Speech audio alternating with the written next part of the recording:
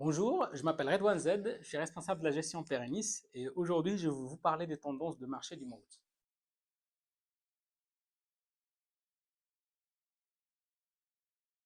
Les performances des marchés ont été négatives au mois d'août. Le marché européen a baissé de 5% et le marché américain a baissé de 4%. La première partie du mois a vu la poursuite des rebonds des marchés du mois de juillet suite à la publication de résultats robustes de la part des entreprises et à l'optimisme des investisseurs dans la modulation de la politique monétaire des banques centrales. En revanche, sur la deuxième partie, les marchés ont été pénalisés par l'accélération de l'inflation et des craintes de ralentissement de l'activité économique.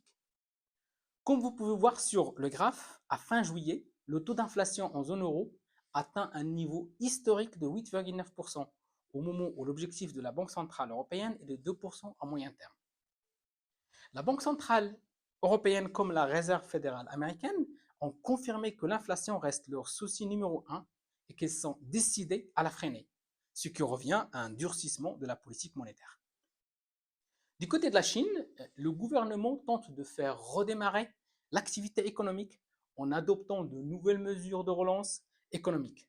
Ainsi, il a procédé à une baisse des taux d'intérêt et à la levée de certaines restrictions anti-Covid aux frontières, une sorte de début de sortie de progressive ou sortie progressive de la politique zéro Covid qu'on a connue depuis quelques mois en Chine. D'un point de vue géopolitique, le conflit en Ukraine s'enlise avec en plus le spectre de risque de radiation autour de la centrale nucléaire de Zaporizhzhia, assisté d'un regain de tension entre la Chine et Taïwan qui a engendré une certaine nervosité sur les marchés. Pour ce qui est des performances du mois d'août, pour nos trois profils, le choix d'investissement sur les actifs qui excluent les produits de dette donne leurs preuves et nous rend plus résilients en période de marché chahuté. Ainsi, notre profil prudent s'est bien comporté avec une performance flat sur le mois. Le profil d'équilibre a fini à moins 2,3% contre moins 5% sur les marchés. Et enfin, le profil dynamique a rendu une partie de ses gains de mois de juillet avec moins 4,5% de baisse. Pour ce qui est des perspectives économiques, les économistes tablent sur une récession en hiver prochain due à la hausse du coût de la vie engendrée par la hausse des prix de l'énergie et les tensions sur les approvisionnements qui vont probablement peser sur la consommation des ménages.